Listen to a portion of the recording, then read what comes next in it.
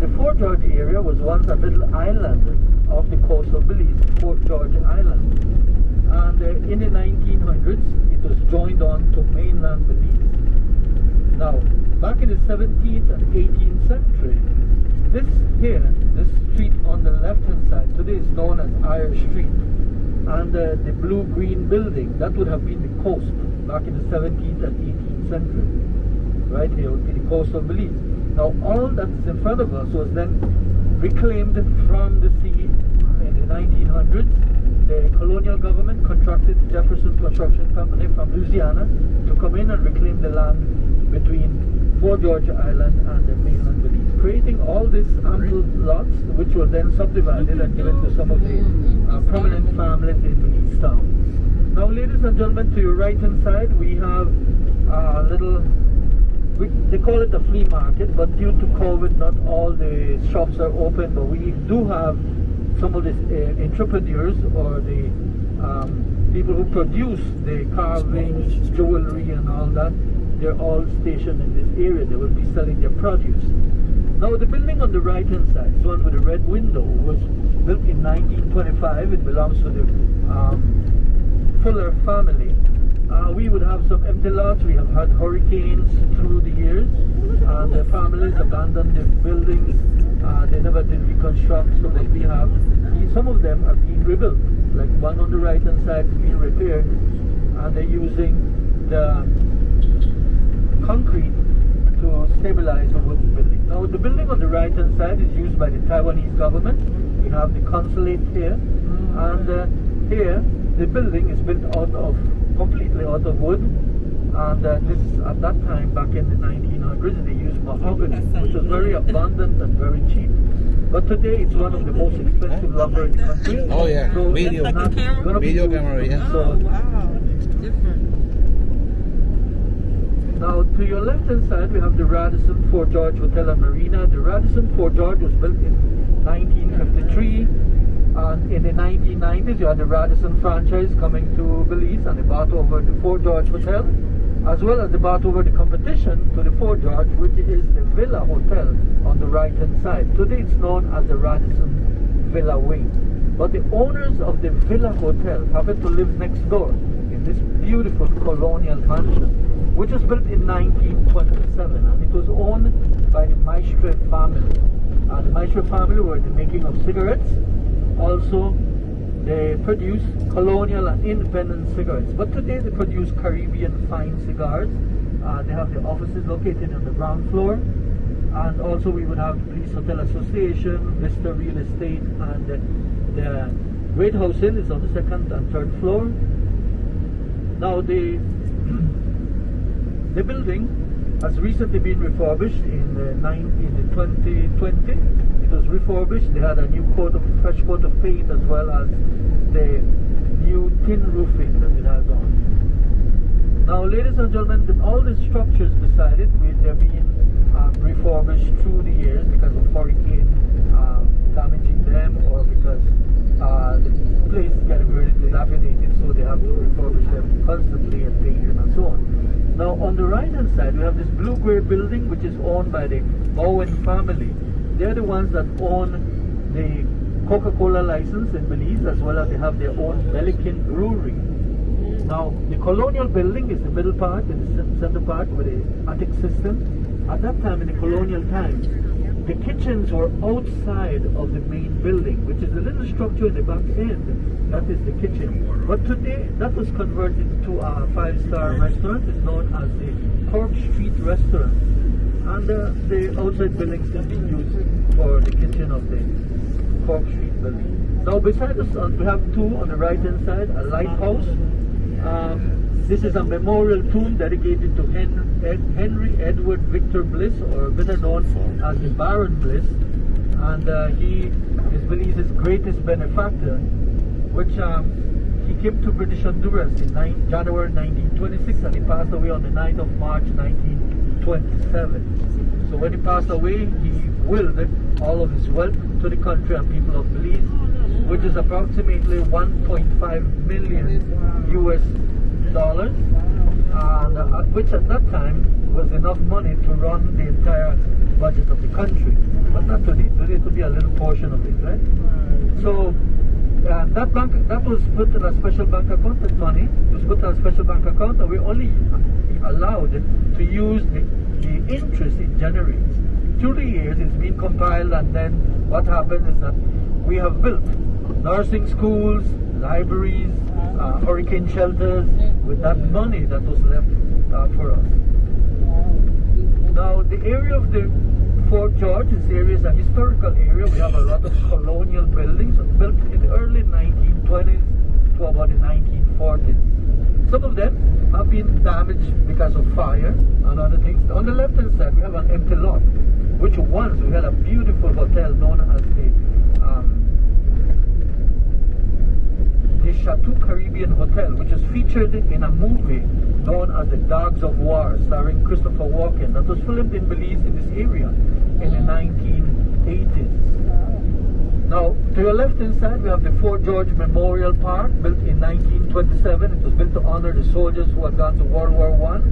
But today we use it for both World Wars. Every 11th of November, we will have a memorial service and a parade in honor of these brave men who have given their lives to keep the world free. And ladies and gentlemen, today we're praying and hoping that we don't have a third World War. Now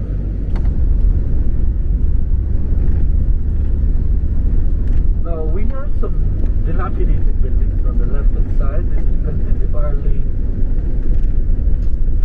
late 1800s. It's almost 200 years. This building right here. It will soon be removed because it's a hazard and it needs to be refurbished, right? Now beside it, you notice the one with the green roof. It has the attic system. Well, these buildings that were built along the coast, they were used similar to the Widow's Walk that you have in the New England area. Have you been to Massachusetts, where the buildings will have the Widow's Walk? This attic system would be used in the same way, where the ladies will go up to the attic system and look out to sea and pray and hope that their loved ones will be returning from their sea venture or their sea trips, right? Now, coming up on the left-hand side, we have the Mexican Cultural Institute. Also, it's the consulate building. If you're going to Mexico, you can come here, get a visa, and drive 3 hours going north of the country, where you will be between the borders of Belize and Mexico. And if you continue driving for 3 days, you'll find yourselves between the borders of the US and Mexico, in Texas, right? 3 days drive from Mexico all the way to Texas. Now, ladies and gentlemen, on the right-hand side, we have the Ramada Inn, which was built in the 1990s, and in the year 2000, the Princess Casino joint ventures with the Ramada. To your left-hand side, we have the MCC grounds, which is the Melbourne Cricket Club grounds. What happens here is that cricket was a very popular game during the colonial times. Later on, the turn of the 1960s, football or soccer became a very popular game in Belize. Now, the Ramada is a 5-star hotel which has pool, has conference rooms, theaters, 2 theaters, has also restaurant, spa, and also there is a bowling alley inside there. So if you love bowling, you come and do that in there. Now, to your right-hand side, we have the BTL Park, also known as the Lindbergh Landing. Are you familiar with Charles Lindbergh? Charles Lindbergh is the solo aviator that flew across the Atlantic from the US, landed in Paris. Now, he used the Spirit of St. Louis. So, back in 31st of December 1927, he landed the Spirit of St. Louis on this strip of land, which covers the park, the Marina Towers, and the Ramada Inn. In the center of the park, they built a miniature of the Spirit of St. Louis to commemorate that historical event that took place here.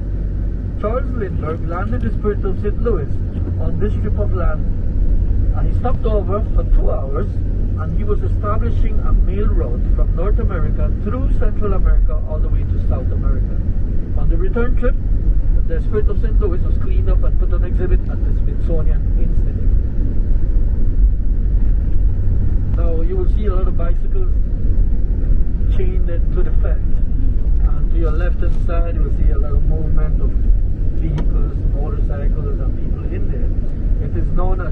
the Icon building, where we have, it's a call center. And sometimes in the US you would call the telephone company asking on the first, this is just an example, right? How you reset your phone, for example. And what happens then is that call will be diverted to Belize, where we'll answer in English and then give you the full procedures on how to reset your phone. But these companies have been very active in employing the younger generation, those that are computer savvy, the ones that are just graduating from university, from tertiary level, from junior college or from high school. They're employing them, they're creating jobs for them, and it's a good thing because during COVID, this was one of the companies that was employing a lot of people. And you know, during COVID, everything was locked down, but these companies were allowed to operate.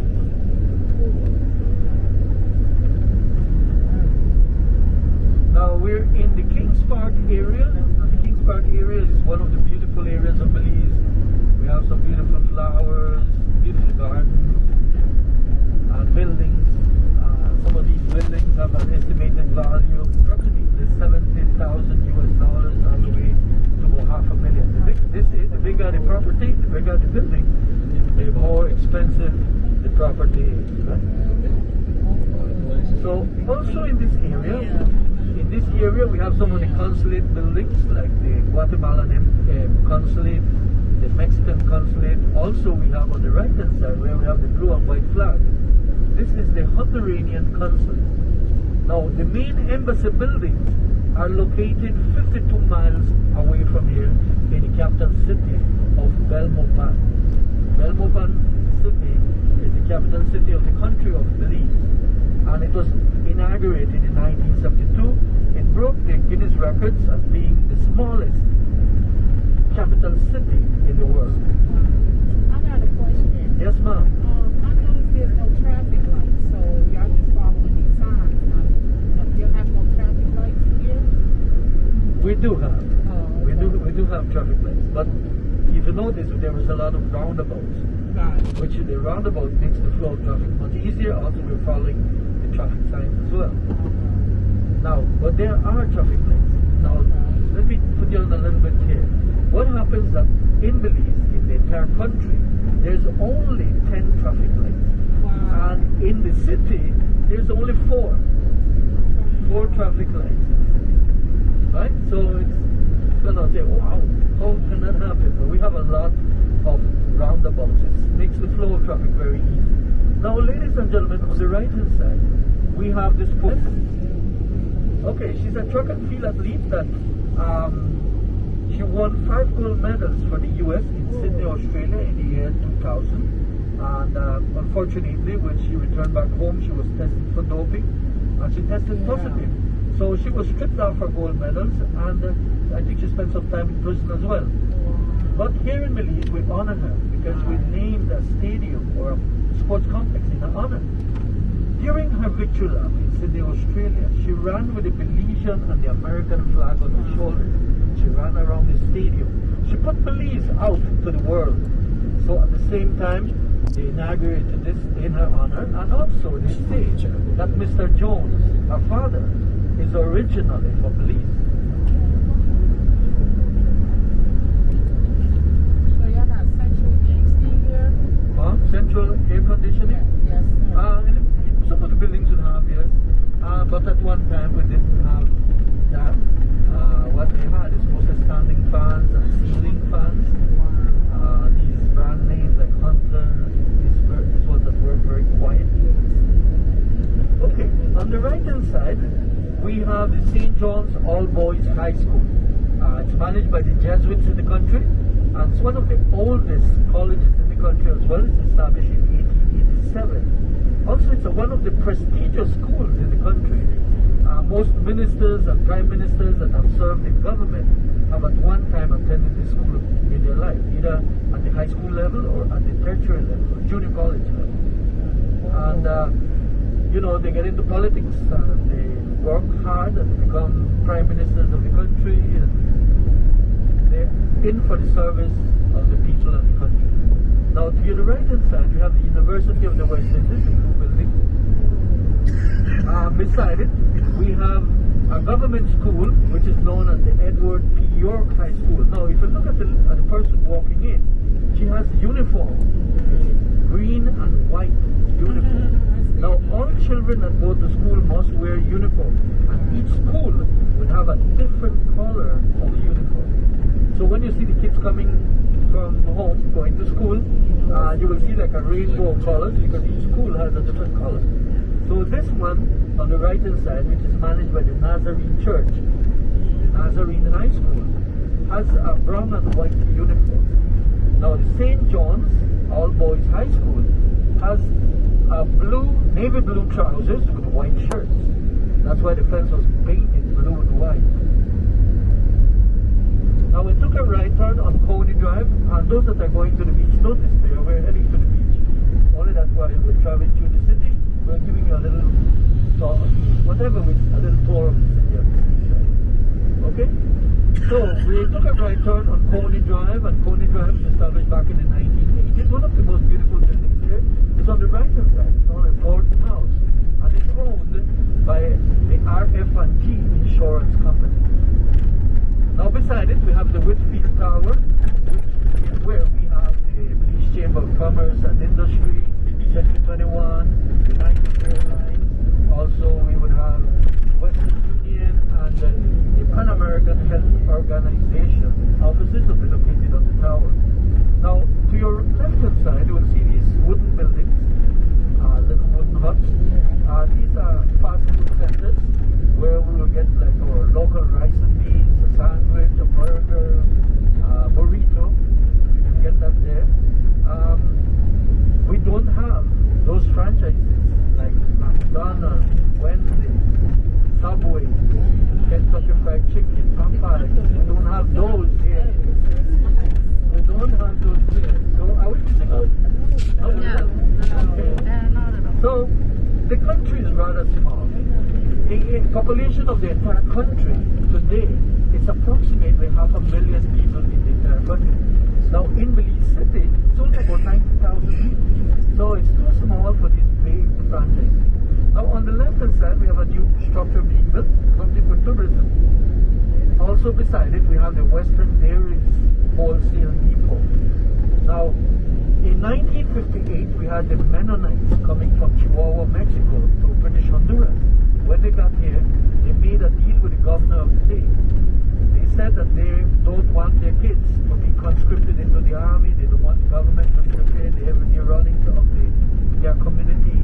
Also, they will not pay taxes.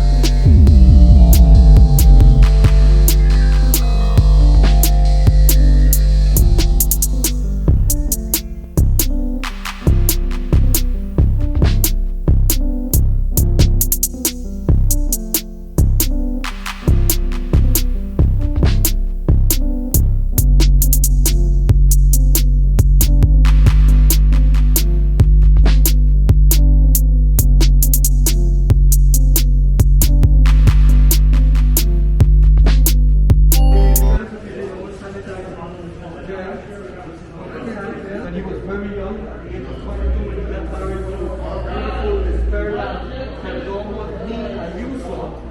And the family pictures his first Bedford that he bought, and he used to deliver his produce to the interior of the country. Now, Belize City is on the coast.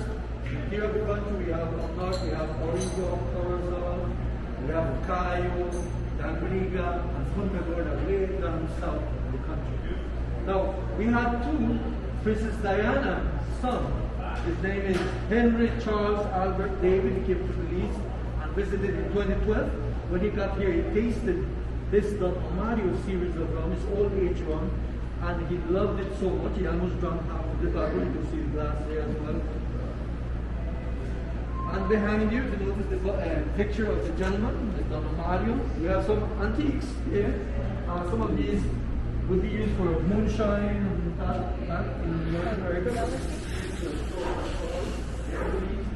And it gives you a little story of the sugar industry. It started back in the late 1800s, 1920s. There were about some of the ranchos, as they were called. They would start milling, producing sugar from the sugar cane. They would process it.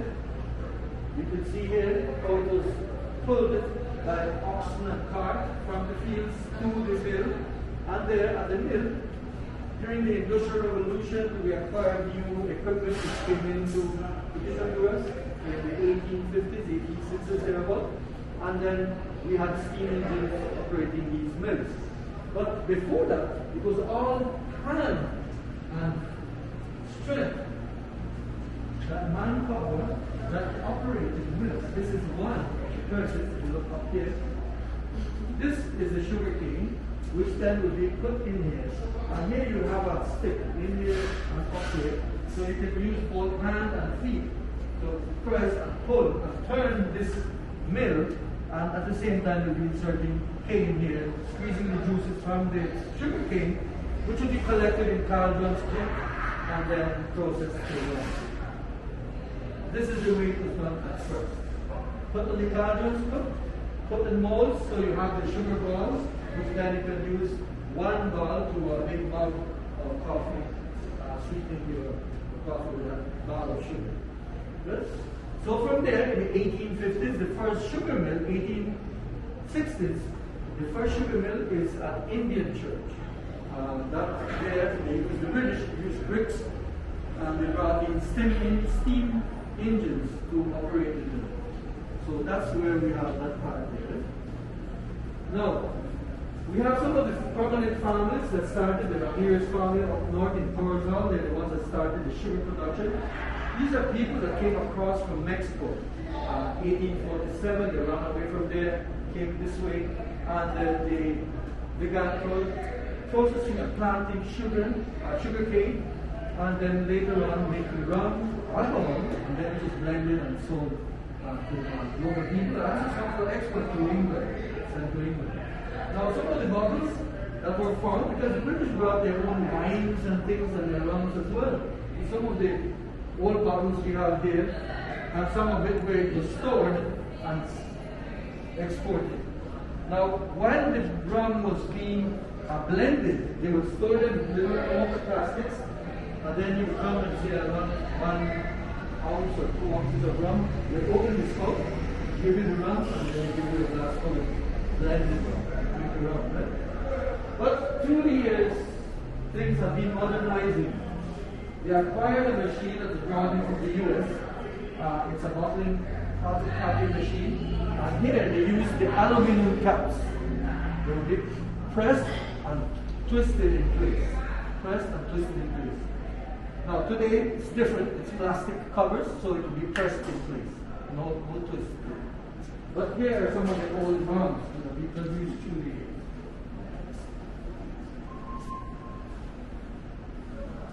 So the process of making sugar cane will be cut from the field with some of these little gadgets there. These are machetes or cutlass. This would be used sharpened like a razor. We will know as the fuses.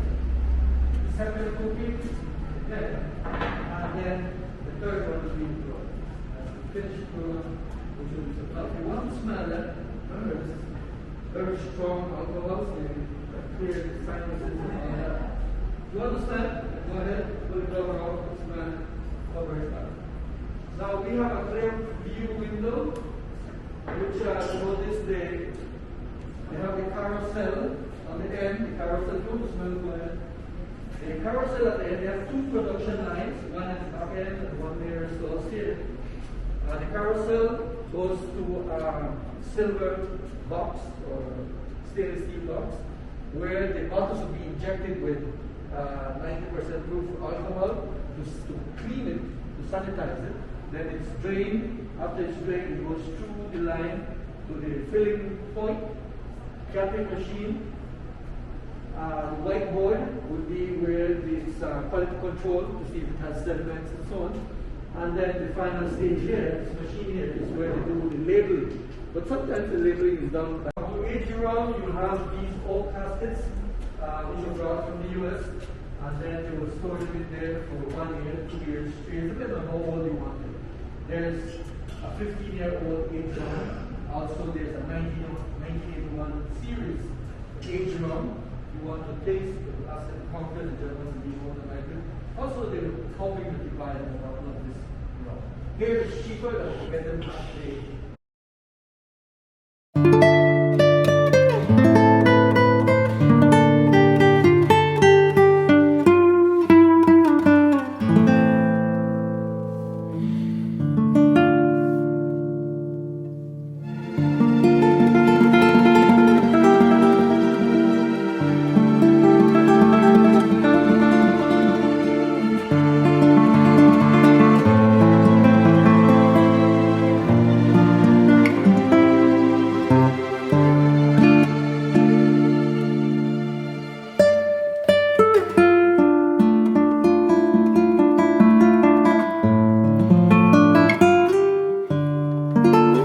the companies were campaigning against the Coca-Cola Food Company for them to sell this land or keep it intact as a forest.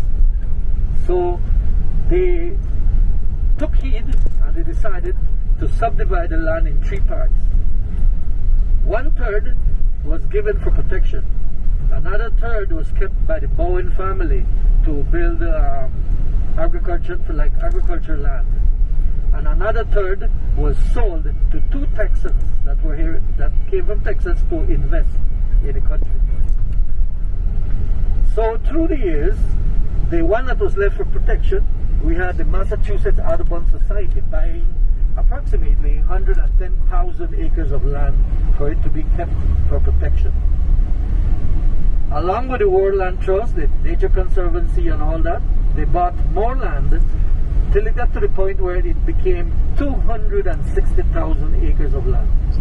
And that land today is about 1/4 is private land, which is owned by the Rio Bravo Conservation and Management Area, which is managed by Program for Belize. The office of that company is right at the port. It's Program for Belize.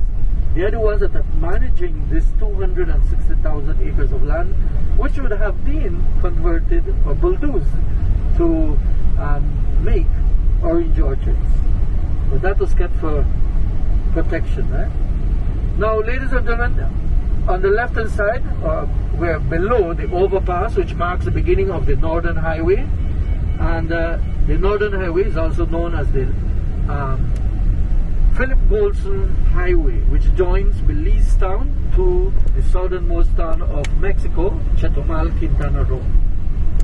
We drive from here 3 hours all the way to the borders between Belize and Mexico. Now, coming up ahead, we have the Belcan Bridge. It's a donation by the Canadian government to the country of Belize. Thus the name Belcan, Bell for Belize and Can for Canada. Belcan Bridge. And it spans over the Halover River, which also we've used the Chetumal Bridge too, right? We saw the same river. Now that flows through the city, divides the city into 2 parts, the north and south part of Belize City. At the moment, we're at the south part of Belize. On the right hand side, we have the Belize Water Services Limited. This is the company that produces potable water for the entire country. And each district would have its own water well. On the left-hand side, we have the Civic Auditorium. We can view a beauty pageant or a band concert.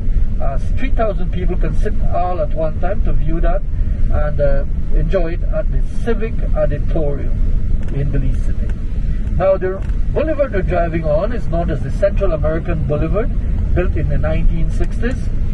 This was built in place of what would have been the Pan American Highway.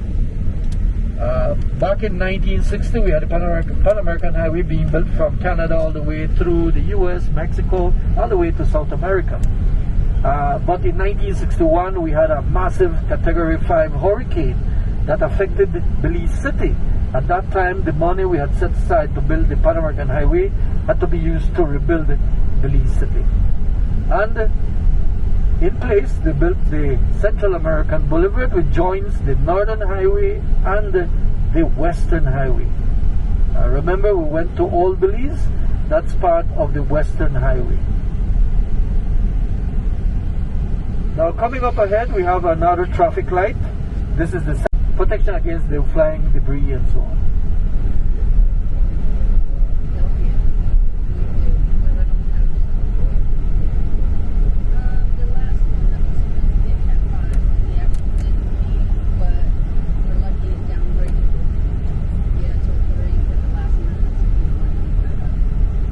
Okay.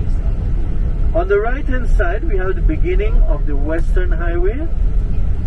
They have the bus statue of the Right Honorable George Cale Price, because the highway is named as George Cale Price Highway. To your left, we have the Visible Hand, which is a donation by the Taiwanese government for the 20th anniversary of the independence of the country of Belize. And that Visible Hand is a friendly gesture between Belize and Taiwan, where the hand represents Taiwan and the leaf that is holding represents Belize, because it's the leaf of the mahogany tree. Now, it was designed by Joseph Chiang, a Taiwanese student who was studying art at the St. John's All Boys High School. Now we're on Cemetery Road and we're going into the colonial city. Now, just like how we have different ethnic groups, so do we have different religions in the country.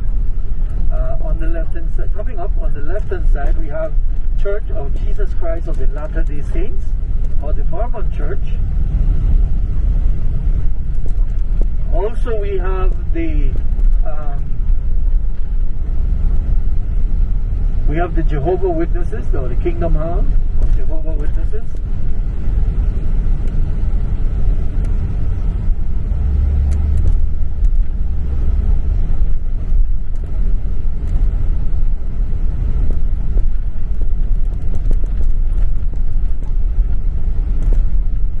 The building on the right hand side, the white building with green windows, that's like a model house. Back in the early 1900s, that's the way the houses were built in Belize City. They would be on stilts. Now, we were talking about the drugstore. We have a drugstore here, First Choice Pharmacy. I hope it's going to be your choice drugstore, but these are private. These are private drugstores. Now, ladies and gentlemen, on the right hand side, we have a painted mural depicting the cultures of Belize. It portrays the Mennonites, the East Indian, the Creole, the Mestizo, and the Garifuna culture. 6 of the biggest ethnic groups in the country. But we do have people from different walks of life that come from different countries to Belize. So we would have Muslims, we have other ethnic groups that we have in the country. Now we are on Pongyard Bridge. This is a historical site where the Right Honorable George Cale Price used to stand on this podium here, and he will talk to the people and try to motivate them and ask them to start clamoring for independence from England. This is Pongyard Bridge. Below we have a canal system which traverses the entire city from north to south. The drainage system, which is The drainage system, which is right here below the sidewalks, is about 3 to 4 feet deep, flows into the canals, and from the canal the water flow into the river and out to sea. But in the canal system there are truck gates that will hold back the silt and the garbage. You know, even though the sanitation department is doing its best to keep the city clean, we still have people who will throw away things like plastic bags, like there on the drain, and that when it rains, that washes in through the drainage system. It goes into the canals and then it ends up going out to sea. But with the truck gates, that is stopped. Now we're going to the colonial city. If you notice, the streets have been getting narrower. So we're in the colonial city. On the right hand side we have the Salvation Army School. Salvation Army School. And at one time, these streets, when they were built back in the 17th and 1800s, these streets were, we only had humans walking along with their wheelbarrows, and also you would have horse and carriages traveling through the city streets. But through the years, that has changed. We have traffic and so on. They're trying to expand the streets, but they can't because they were built in that way, or the houses were surveyed in that way. Now on the right and on the left we would have had wooden buildings. Unfortunately, we have had our fair share of hurricanes and fires in the city, and when these buildings have to be rebuilt, the owners would use concrete, which is more durable to the hurricane winds as well as to the fires as well. Now we have East Collet Canal, another canal system. At the moment we're on Orange Street. Orange Street. And to the left hand side we have the oldest building. This brick building on the left dates back to 1885. At one time it was a family house. Later on it was converted to a hotel, and today it's a clothing store. Now one of the oldest drugstores were located here, located in 1845. Right, this green building on the right, but no longer it's a drugstore. It's something else now. They sell Mercury outboard motors. Now we're in downtown Belize City. To the left hand side we have the Belize Bank. On the right we have Heritage Bank Limited and Hophius Ace Hardware Store. To your left we have the Battlefield Park, and beyond it, the building with the clock on top of the roof, is the Colonial Supreme Court. Beside it we have the Colonial Administrative Building, the building with the arches on the veranda. That is the Colonial Administrative Building. Also was used as the House of Assembly up to 1972, when a new a new capital city was built in the country, which is known as Belmopan City. 1 second, excuse me 1 second. I have a dog barking in my pocket.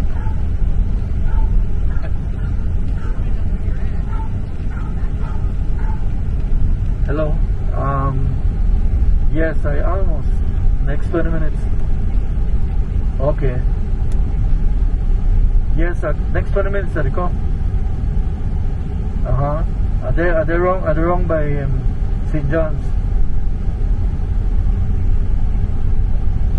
All right, good. Okay, sorry about that. Now we're in downtown Belize.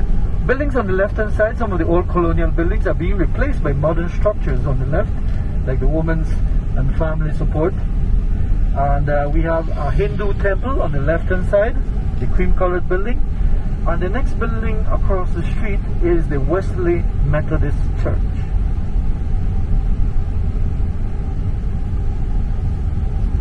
So we're in Albert Street, named after Prince Albert, the husband of Queen Victoria.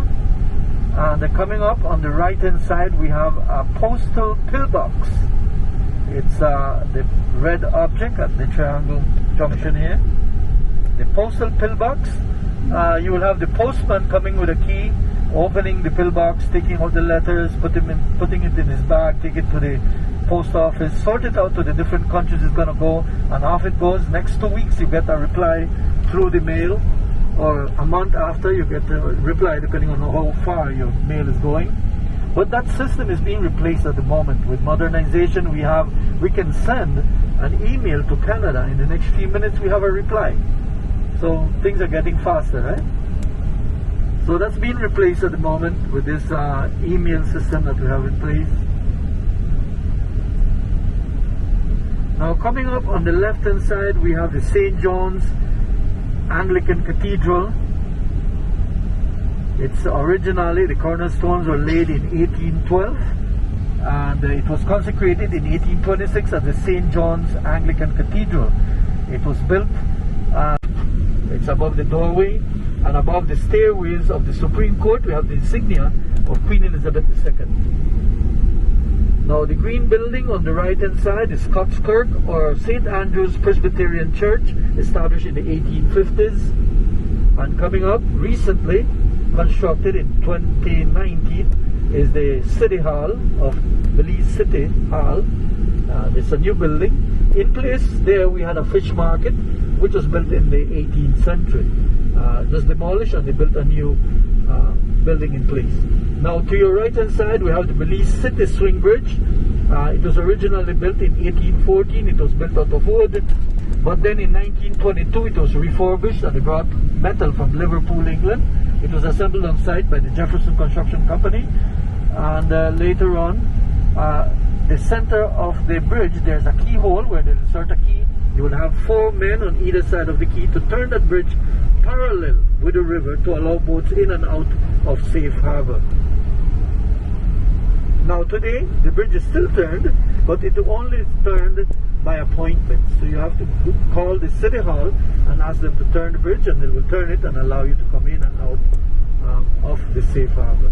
Well, during hurricane season, which is from June to November, the bridge will be turned every time we're being threatened by a hurricane that's going to hit the city. They'll open the bridge, let people come in with the boats into safe harbor. After the hurricane threat passes, then they open back again, so you can come out again out to sea. Now this part of the city, part of the colonial city. Some buildings are very well kept, like the one on the right, the green ones on the right. But at the moment, the government has a project in place where they're giving soft loans to these owners of these colonial buildings, and they, with a small interest, and they're giving it to them so that they can refurbish and fix their homes or their buildings, and are trying to keep that architectural colonial architecture in place.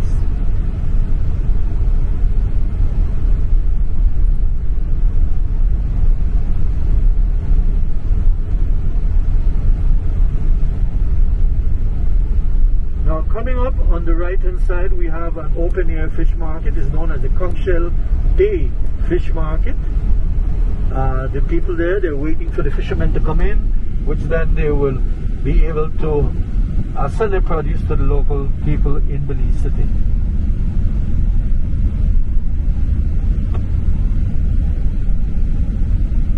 We're going to take a right turn on the Youth for the Future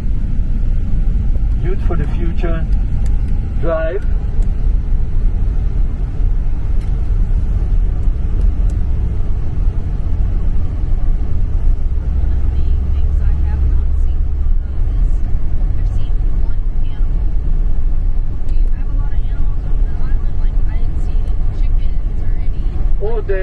Yeah, but they have them in the farmlands. Okay. In the city, it's not allowed.